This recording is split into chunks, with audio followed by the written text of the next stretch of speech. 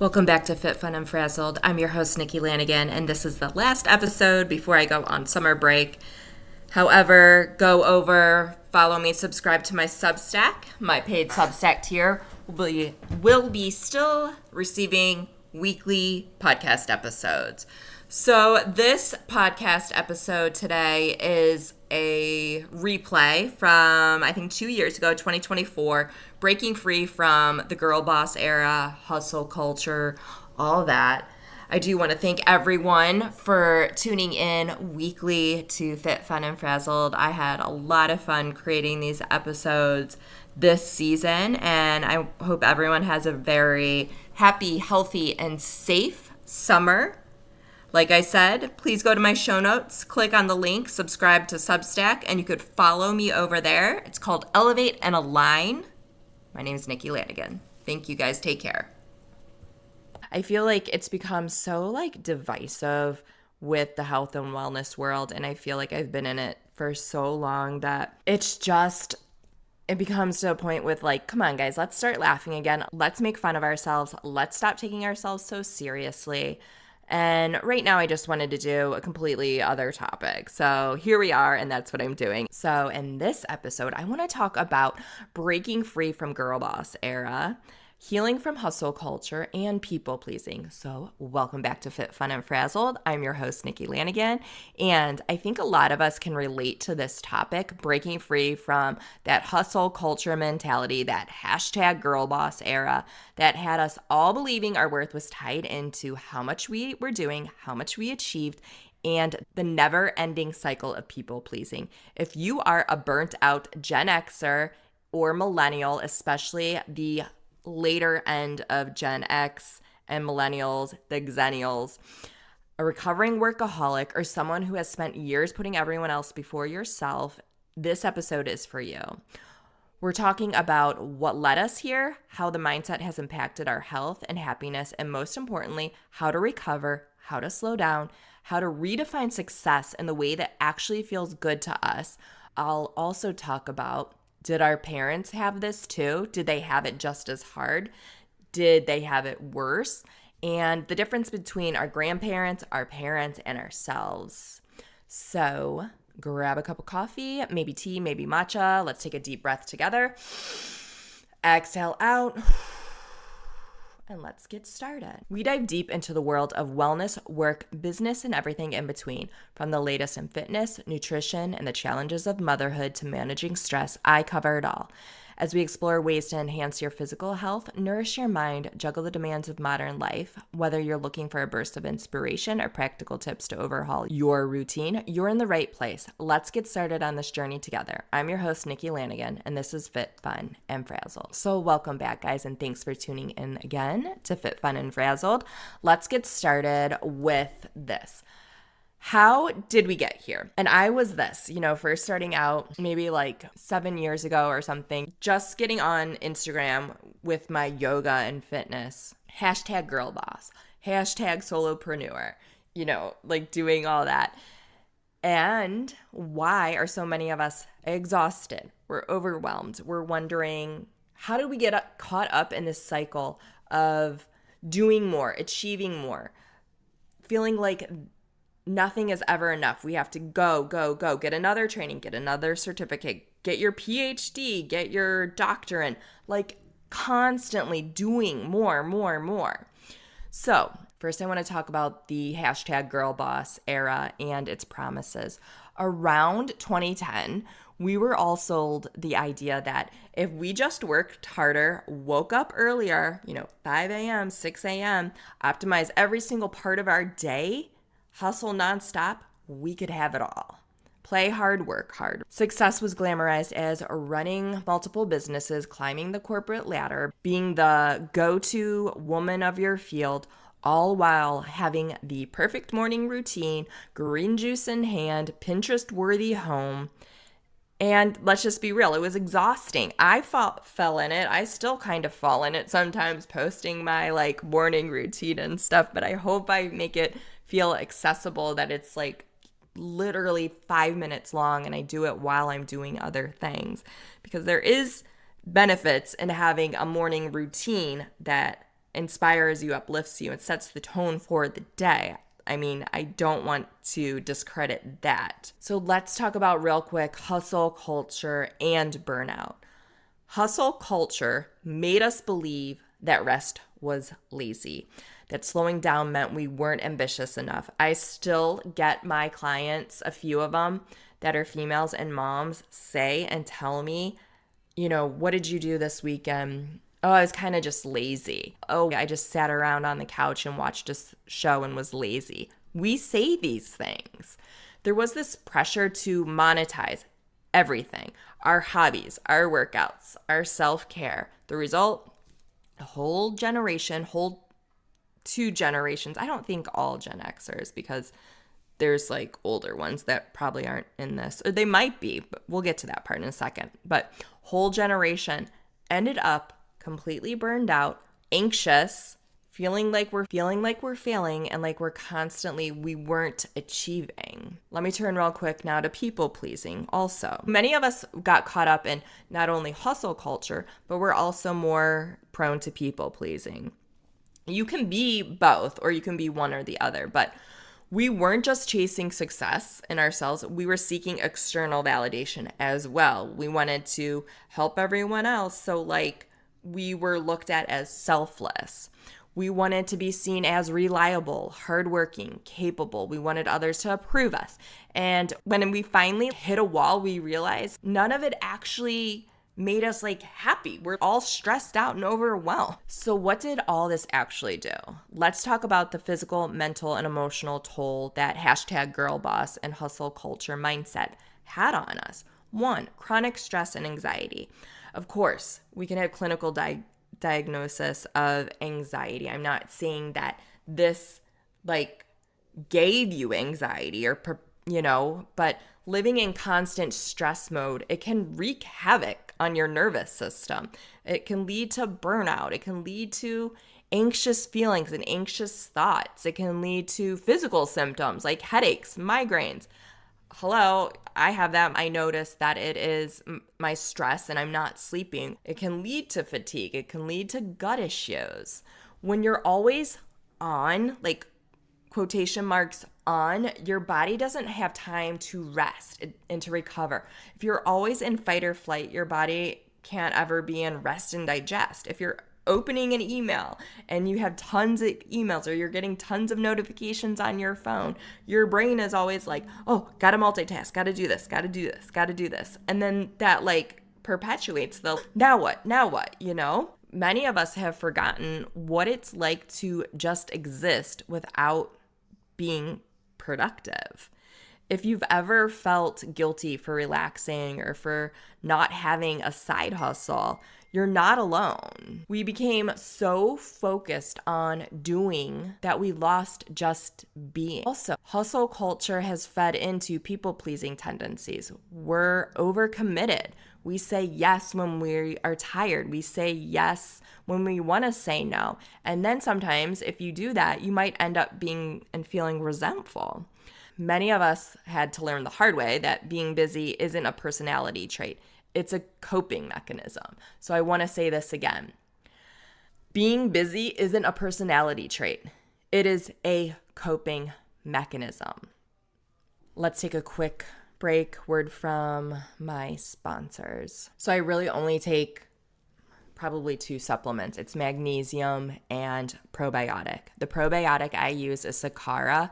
I've tried a lot.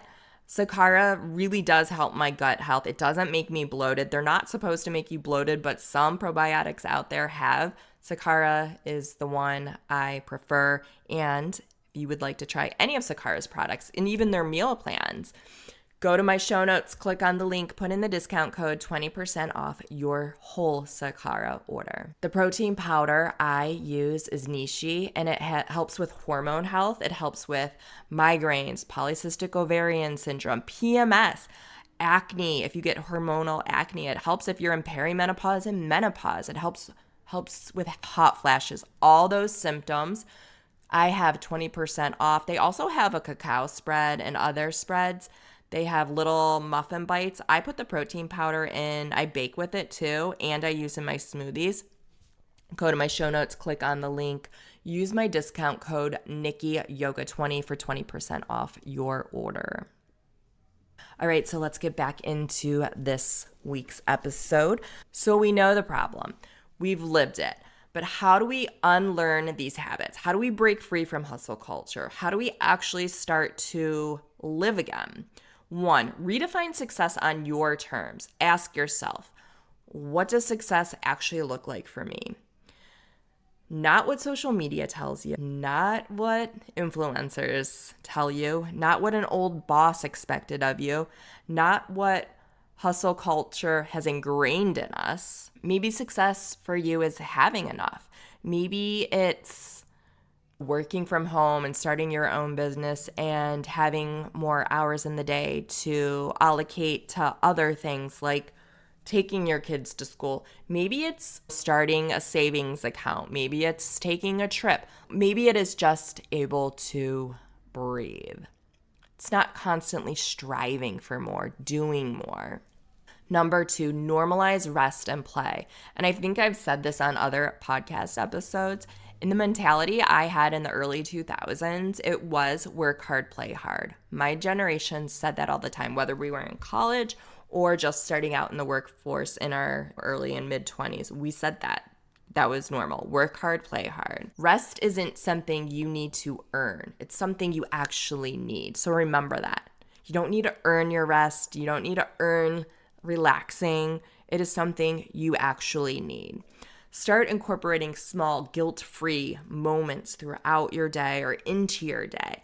Do things for fun. Not everything needs to be productive. Not everything needs to be a to-do list, like checking boxes off your list. Number 3, heal from people pleasing. This is one I suffer from, and I have to remember coming back to it a lot. Practice saying no without explaining. Set boundaries around your time and energy. And remember, taking care of yourself doesn't mean you're letting others down. You're taking care of yourself. Number 4, ditch the all or nothing mentality. You don't have to quit everything and move to some remote island to break free from hustle culture. Let's talk about starting small. Unfollow accounts that make you feel like you're not doing enough. Limit your screen time. Allow yourself to do less. And see how that feels. Number 5, integrate intuitive wellness and mindset work. So move your body in ways that feel good, not as punishment. Prioritize health without obsession. So mine, I talk about regularly. I balance Eastern and Western medicine. I balance holistic wellness with science. That feels good to me. And I don't obsess. I don't follow accounts that just tell you, this is bad, this is bad, this is bad. Meditate, journal, affirmations, maybe even pull an oracle card, pull one of my affirmation cards, or just sit in silence for a minute. Slow down, breathe. So did our parents have it just as hard? This is such an interesting question. Are we actually doing more, or are we just now acknowledging it more than past generations? And this is something I want to break down because absolutely, if you think about it, Gen X and baby boomers worked long hours, many of them in physically or mentally demanding jobs, often with fewer boundaries than we set today. Growing up in the 80s and 90s, that was peak hustle culture, but in a different way. They were climbing the corporate ladders. They were working overtime. They were prioritizing career over personal life. Many of our parents worked their whole lives at one company with little flexibility. They were burnt out, but it didn't have a word yet. And burnout wasn't even it wasn't a term people used back then. But the thing is, they literally did. They pushed through it because there wasn't space to complain back then. Mental health wasn't a conversation that people were having mainstream.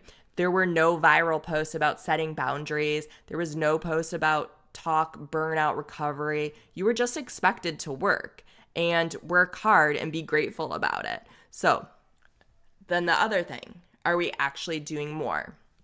I think yes and no. Yes, but in a different way, because many of us are balancing traditional careers. We have a side hustle now, and for females, talking to females, we are parenting still, and we're the mental load of everything. And then we're supposed to have personal growth and self-care. We're expected to always be on, always be accessible because we have smartphones, because we have emails, because we have social media. So many of us don't have the ability like our parents did when they left work. A lot of them also, if they worked outside the home.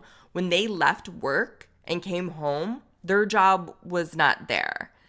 When we leave work, we carry it with us a lot of times at home because we're always accessible again. A lot of us also work from home, so there's no boundary with that either.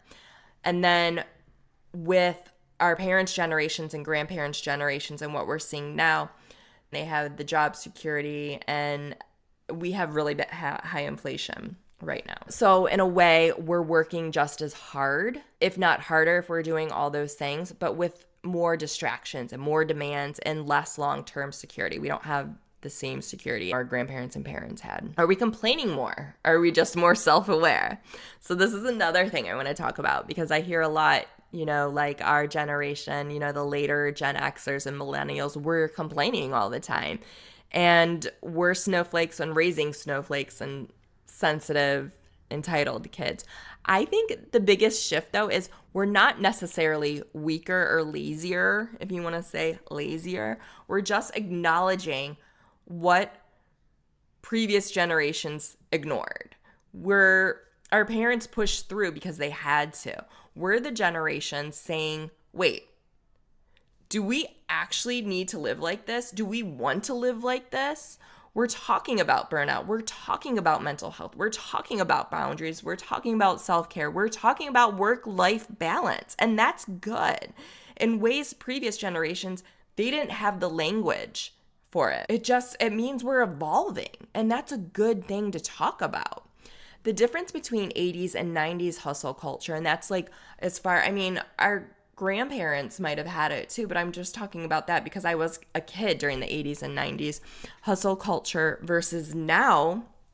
Then you left work at work when you left work. No emailing at 9 p.m. In the 80s and 90s, hard work meant upward mobility. You worked hard. Usually, it's not linear, but I'm saying usually you worked hard. You saw movement up. Now you work hard. It's not a guarantee you're going to see a reward. So another thing, are we just soft now?